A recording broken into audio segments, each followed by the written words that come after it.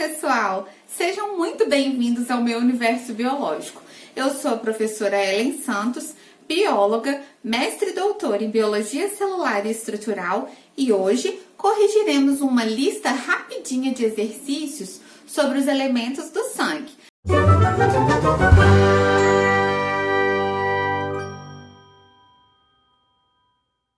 Vamos corrigir agora uma questão da Universidade Federal do Ceará. A doação de sangue é um ato de solidariedade e pode salvar a vida de muitas pessoas. Sobre os componentes desse tecido, assinale a alternativa correta. A gente tem um vídeo aqui no canal muito legal sobre doação de sangue que traz várias informações interessantes para você. O oxigênio e os nutrientes, como glicose e aminoácidos, são transportados através das hemácias. Essa alternativa está incorreta, está errada, porque a única função das hemácias, aqui no caso, que é atribuída mesmo às hemácias, é o transporte de oxigênio. Quem faz o transporte de nutrientes, como glicose e aminoácido, é o plasma sanguíneo. Atenção, essa é uma confusão de conceitos que muitos estudantes cometem. O plasma transporta nutriente e as hemácias transportam oxigênio. B. O plasma sanguíneo é um componente extracelular em abundância, característico do tecido conjuntivo. Nós vimos que o tecido conjuntivo tem por característica apresentar grande quantidade de matriz extracelular. Ou seja, essa matriz é uma substância que pode ser produzida pelas células daquele tecido e jogada para fora, para o meio externo da célula, o meio extracelular, constituindo uma matriz porque é formada de diferentes componentes e pode ser líquida, como no caso da matriz extracelular sanguínea, que é o plasma, ou sólida, como no caso da matriz extracelular rígida dos ossos. Então, o tecido conjuntivo tem como característica a presença de grande quantidade de matriz extracelular e células nessa matriz extracelular. A B está correta. C. Os reticulócitos, células de defesa do sangue, produzem anticorpos quando entram em contato com elementos estranhos. Pessoal, na verdade, reticulócitos são hemácias jovens que estão em processo de maturação. Reticulócitos nada tem a ver com a defesa do organismo. Essa foi uma pegadinha aí da Universidade Federal do Ceará, já que reticulócitos não é uma célula que as pessoas costumam associar muito ao sangue.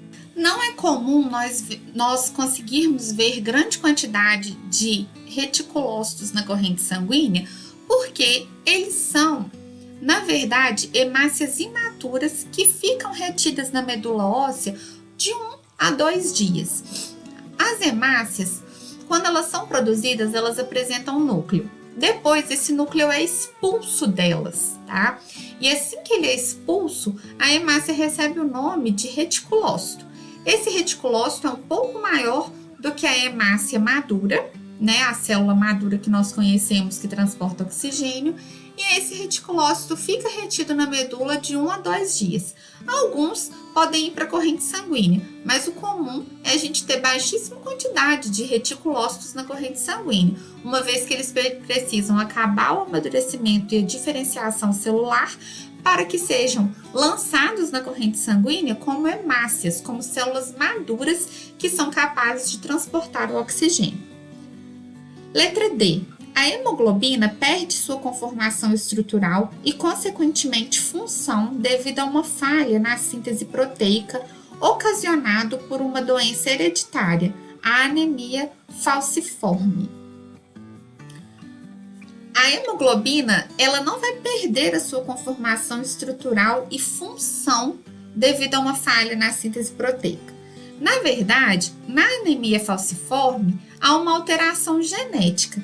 Os alelos são mutantes e produzem uma hemoglobina diferenciada, que tem o aminoácido valina ao invés do ácido glutâmico. E devido a isso, essa hemoglobina, ela existe não devido a uma falha na síntese proteica, mas devido a uma falha, entre aspas, genética. Aqui nesse canal, a gente comenta muito sobre a anemia falciforme, a doença falciforme. Tem vários vídeos interessantes para vocês aqui. Então, a hemoglobina, ela tem uma conformação de estrutura diferenciada na doença falciforme, mas isso é ocasionado porque essa informação está escrita no DNA dos portadores da doença falciforme. Então, a D está errada. A coagulação sanguínea é desencadeada por uma série de enzimas, culminando na formação de um trombo, cujos principais componentes são hemácias e leucócitos. Quando a coagulação sanguínea é iniciada, normalmente 20 segundos depois da lesão, o que forma o primeiro tampão é uma rede de plaquetas, tá? E não culmina na formação desse trombo inicialmente aí com os componentes hemácias e leucócitos. Então, a letra E está errada. Essa questão da Universidade Federal do Ceará é uma questão um pouco mais avançada e nós conseguimos com ela extrair muitas informações para o nosso conhecimento. Adorei essa questão. Agora vamos para a nossa última questão da lista, que traz também uma curiosidade sobre os Jogos Olímpicos. Essa é uma questão da PUC do estado do Rio de Janeiro. Nos Jogos Olímpicos de Inverno nos Estados Unidos da América, uma das atletas foi eliminada no exame antidoping porque, embora não houvesse vestígio de nenhuma substância estranha em seu organismo, ela apresentava uma taxa de hemácias e de hemoglobina muito mais alta do que a média das atletas para o sexo feminino com a sua idade. O Comitê Olímpico considerou imprópria sua participação nos Jogos. Por quê? Então, como que a gente pode fazer um doping através de uma transfusão de hemácias? Vamos descobrir nessa questão. A maior taxa de hemácias permitiria uma menor oxigenação do sangue e uma maior obtenção de energia. Não, quanto mais hemácia e maior a taxa de hemoglobina, mais oxigênio você transporta e não menos. Então, a letra A está errada. Letra B, um aumento do número de hemácias poderia causar uma diminuição do número de plaquetas e uma hemorragia interna. O aumento do número de hemácias nada tem a ver com a diminuição do número de plaquetas. Não são causa e consequência esses processos de aumento e diminuição de células, assim como a letra B colocou. Ela está errada. C. A maior taxa de hemácias poderia causar uma sobrecarga no músculo cardíaco e um possível infarto do miocárdio. Miocárdio é o músculo cardíaco. Infarto é quando há uma interrupção abrupta da circulação para aquele músculo. A maior taxa de hemácia poderia causar uma sobrecarga do músculo cardíaco? Sobrecarga não, tá? Claro que quando você tem uma quantidade enorme de hemácias na sua circulação, pode haver um entupimento, uma dificuldade de circulação. As pessoas que têm grande quantidade de hemácia, elas fazem normalmente sangria, que é a retirada do seu sangue de tempos em tempos, ou tomam medicamentos que na cultura popular a gente fala que raleiam o sangue, como por exemplo o AS, porque uma grande quantidade de hemácias pode causar esses entupimentos ocasionais aí da circulação em alguns pontos do organismo.